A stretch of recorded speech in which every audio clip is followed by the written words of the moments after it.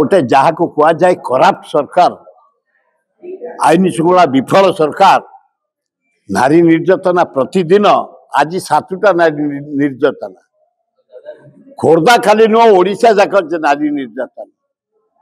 पाइक भाई मैंने आसते 3 दिन तले प्राय 7-8 हजार युवक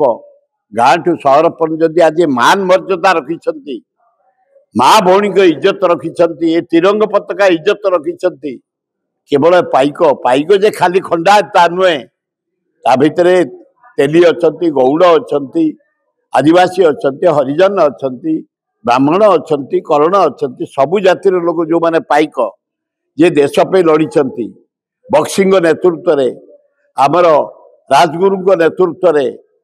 ब्रिटिश विपक्ष रे जो खोर्धा बरुणई करुणई टू आंदोलन आरंभ होता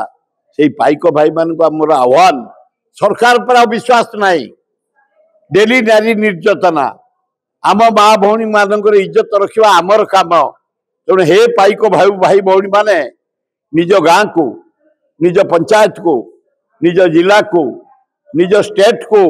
आस आम समस्ते जगिबा आम माँ भौणी को इज्जत रखा जमती आगुरी जगी आसते आ सरकार उपर निर्भर नकरी निर्भर कला माने डेली नारी निर्यातना